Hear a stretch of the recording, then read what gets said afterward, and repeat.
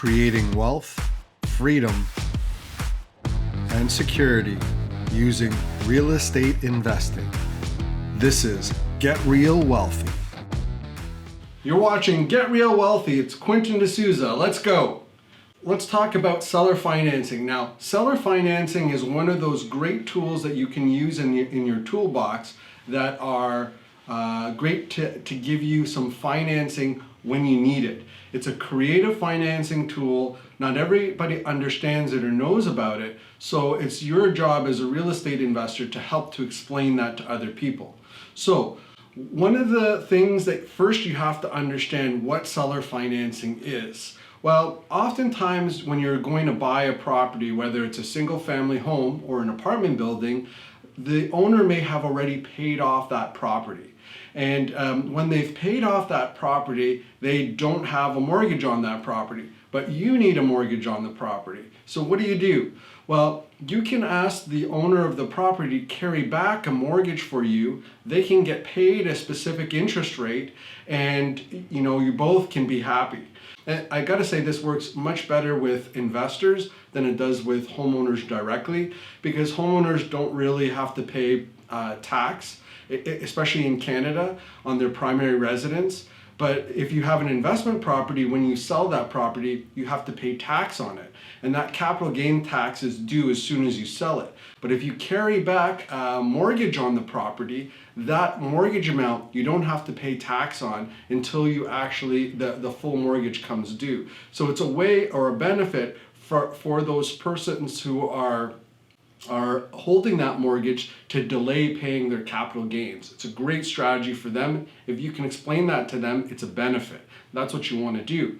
So from a creative financing perspective, we bought a 12-unit building, 75% loan to value. We paid 5% interest only to the seller, and we did that for a 3-year term because in those 3 years, they were able to plan I believe they were getting like 1.3 or 1.4 million from the vendor takeback. So they were able to plan what to do with those funds and how they're going to deal with the capital gain. So they had 3 years to be able to do that. In that 3 years, we were paying them 5%, so they were getting quite a bit. I can't remember off the top of my head what that looks like, but it's probably, let's say, like $6,000 or $7,000 per month, and on an asset that they know that they can take back any time because they've owned it for 10 or 20 years. So it's an easy strategy to explain to them to use.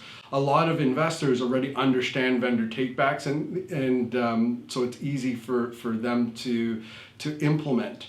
And all it is it's one clause in your purchase and sale agreement. That's all it is. And a lawyer will help you to be able to do that. Put it in there and be able to facilitate the whole process.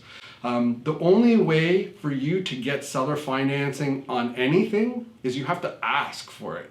Nobody's going to give it to you unless you ask. You have to ask the owner and say, hey, listen, I would like to get, I'll pay a little bit more for this property if you will seller finance it. And at whatever it is, 3% interest only or 4% interest only, it's up to you to negotiate with them. You can get better terms than you get at the bank because you'll be able to pay them directly on an asset they understand. If you're dealing with a realtor and you're not going directly to the owner, your job as an investor is to educate the realtor. Hopefully you have a realtor that understands vendor takebacks, because not all of them do. A lot of them just deal with residential properties and they don't understand the seller financing piece. So you're going to have to educate them on how to use this creative financing tool, because for them, they're still getting paid as a realtor. It just helps to close the deal. So that's something that you can do. Well, where do you find this if you can't go to an owner and talk to them directly? Well, sometimes you'll find seller financing on MLS listings. So one of the things you could do is you could have your realtor send you any listings that has seller financing in there. Usually those are on apartment buildings. I don't think I've ever seen them on single family homes, but sometimes what you'll see is a seller financing for a 10 or 15% vendor takeback. Meaning what they would do is they would expect you to get a first mortgage with a bank, and you get a vendor take back second mortgage, and that way you, instead of, let's say, you have a 75% loan to value first with the bank, you may get a 10 or 15% second mortgage vendor take back, so you're only bringing 10% down to be able to purchase the property. That's a great strategy. The owner gets a little bit of money. Maybe they get like a 10% second mortgage, and they'll make a little bit of extra money. So as long as the numbers work on the deal, that's the most important part for you as the investor. You need to be able to run the numbers, make sure that a second mortgage or a first mortgage at 5% interest only, or a second mortgage at 10% interest only makes sense for you on your numbers. Are you still going to cash flow at the end of the month? That's the key. And find out what's going on with the owner. Is the owner looking to retire? This is the best one when it comes to vendor seller financing or vendor financing. What happens is, let's say you have an older, and this is happening all the time with apartment buildings right now, because you have the old owner that's owned it for 20 years.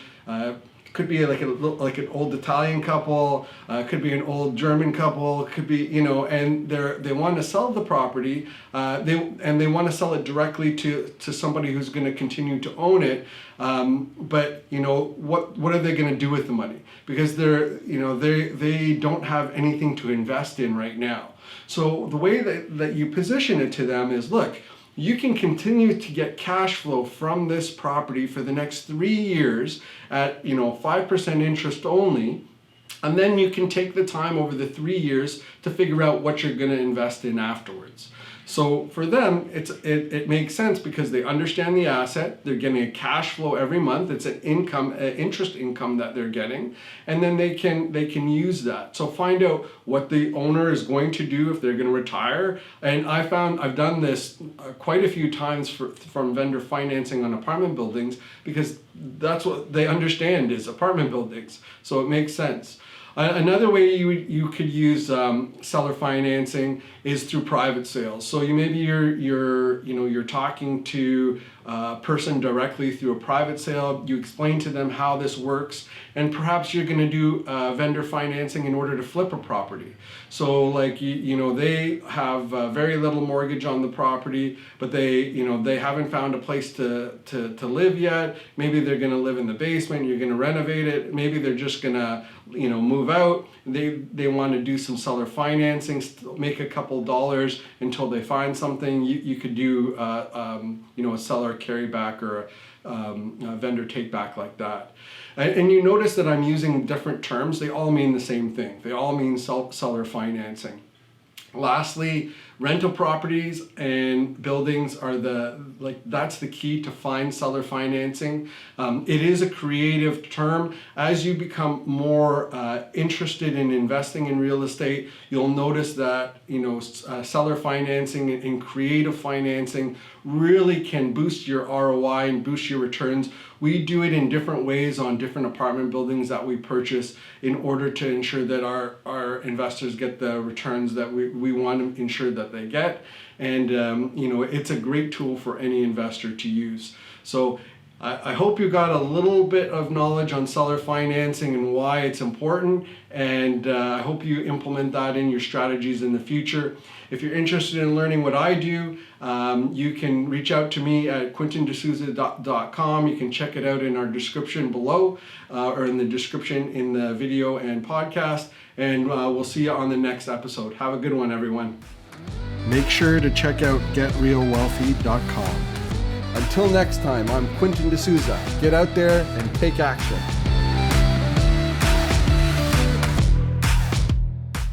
The views and opinions expressed in this podcast are provided for information purposes only and should not be construed as an offer to buy or sell any securities or to make or consider any investment or course of action. For more information, go to getrealwealthy.com.